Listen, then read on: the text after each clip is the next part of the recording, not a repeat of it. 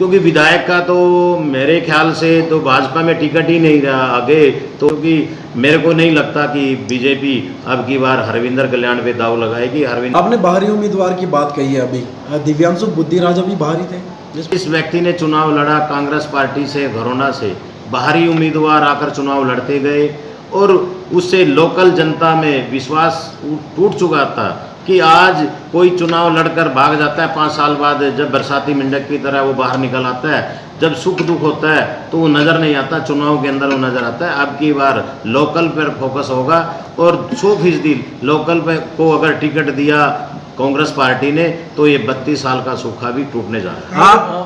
कांग्रेस अफसरशाही खत्म कर पाएगी। जनता में लगातार 10 सालों से अफसरशाही का विरोध है, क्या कांग्रेस मानती है अफसरशाही हरियाणा में? जी बिल्कुल 100%। जिस तरह से काम हरियाणा के अंदर, जिस तरह से जनता परेशान है, अफसरों पे लगाम नहीं है, महंगाई भ्रष्टाचार चरम सीमा पर है, कांग्रेस पार्टी की सरकार आने पर तमाम मुद्दों पर, चाहे वो पोर्टल की बात हो और आम जन की, जिस तरह से आम जन दुखी है, जो लाइनों की बात है, हमारी सरकार आने पर पोर्टल नाम की चीज़ नहीं दिखाई देगी और जनता को भयमुक्त सरकार मिलेगी और सुशासन की बात होगी और किसान की भी बात होगी, खिलाड़ी की भी बात हो और गरीब नौजवान की भी बात होगी, खिलाड़ी की भी बात हो और गरीब नौजवान की भी बात होगी। आपने बाहरी उम्मीदवार की बात कही है, अभी दिव्यांशु बुद्धिराजा भी बाहरी थे, जिस पे क्या कहेंगे? देखिए, लोकसभा का चुनाव केंद्र से आधारित होता है और जिस तरह से हमारे चिरंजी लाल जी यहाँ से चुनाव लड़ते रहे, संजय भाटिया जी ने लड़ा, अभी हमारे मनोहर लाल खट्टर जी की भी बात करूँ,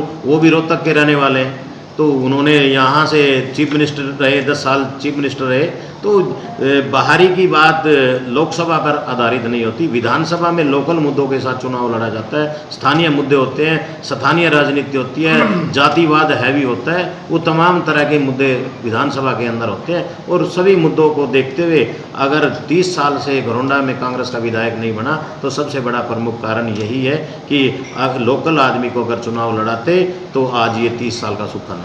करनाल लोकसभा की अगर बात की जाए तो बड़े बड़े चेहरे थे, क्या उनमें ऐसी काबिलियत नहीं थी कि वे लोकसभा का इलेक्शन यहाँ से लड़ पाते? देखिए, ये चुनाव ऐसा नहीं है अभी यहाँ कोई काबिलियत वाला चेहरा नहीं था, बहुत सारे काबिल चेहरे लोकसभा के अंदर करनाल लोकसभा में थे।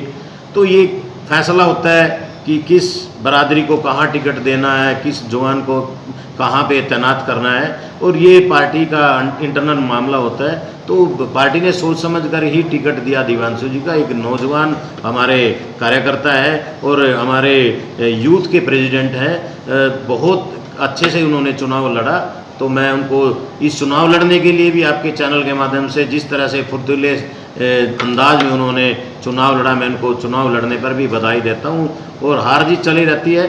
तो आगे वो मेरी शुभकामना है कि 2029 में जो चुनाव होगा दिव्यांशु जी बहुत अच्छे मार्जिन से यहाँ से जीत। त्रिलोचन सिंह आरोप लगा रहे हैं कि उन्हीं के नेताओं ने, जो कांग्रेस के नेता हैं स्थानीय, उन्हीं ने उनकी पीठ में। देखिए, ये त्रिलोचन जी का आपसी मामला है, मेरे को कोई ऐसा नज़र नहीं आता अभी कांग्रेस पार्टी में कहीं फूट थी और किसी ने काम नहीं किया।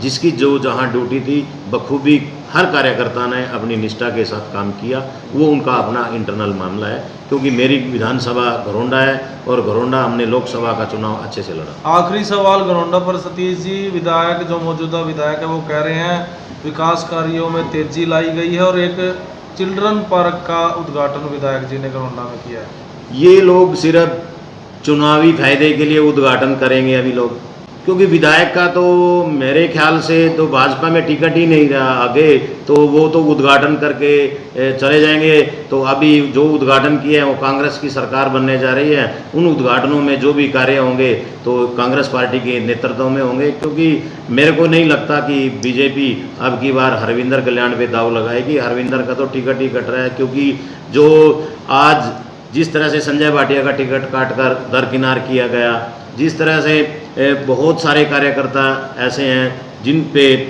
भाजपा ने इग्नोर करके दूर किया, जिस तरह से मुख्यमंत्री को 10 साल रहते 9.5 साल में हटा दिया गया, ये बहुत सारे मुद्दे हैवी होने वाले हैं और मेरे को नहीं लगता क्योंकि जिस तरह से एंटी इनकम्बेंसी और ये घरोंडा के विकास की बात होती है, घरोंडा में विकास नाम की कोई चीज़ नहीं है। और अब की बार जनता इनको सबक सिखाएगी और मेरे को नहीं लगता कि घरोंडा से अब की बार हरविंदर कल्याण को भाजपा टिकट तो आपको क्या लगता है कि भाजपा में है कोई घरोंडा में लोकल, शायद कोई है नहीं कि जिसको टिकट पे दांव लगाया जा सके? बहुत सारे चेहरे हैं घरोंडा में हमें भाजपा के पास किसी भी को भी अगर इनको घमंड है भी हम जीत सकते हैं तो बहुत सारे लोकल चेहरे हैं, 10-15 चेहरे लोकल हैं, किसी को भी टिकट दे दीजिएगा तो उनको पता चल जाएगा भी इनकी औकात कहाँ खड़े हैं, वो लोग कहाँ पे हैं। और विधायक को भी पता चल जाएगा कि वो कहते हैं अभी पार्टी मेरी जेब में है।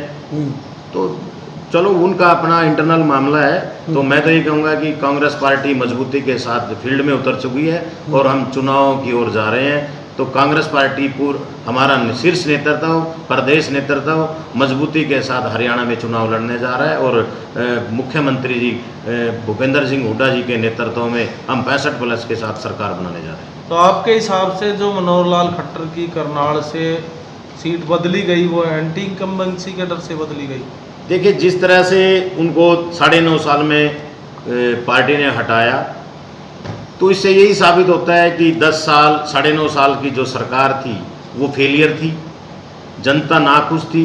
आज ये जो मनोहर जी के समय में जिस तरह से उन्होंने घोषणाएं की थी, जिस तरह से उन्होंने स्कीम लेके आए, पोर्टरों की बात हो रही है, कॉलोनियों की बात हो रही है, तो नायब सैनी जी उनके अगेंस्ट जाकर उनकी जो भी पॉलिसी थी वो उन पे अब मैं बात करूं सरपंचों का फंड जिस तरह से 5 लाख से 10 लाख की ओर जा रहे हैं, वो कह रहे हैं अभी 100 गज का हम लोग प्लाट भी देंगे।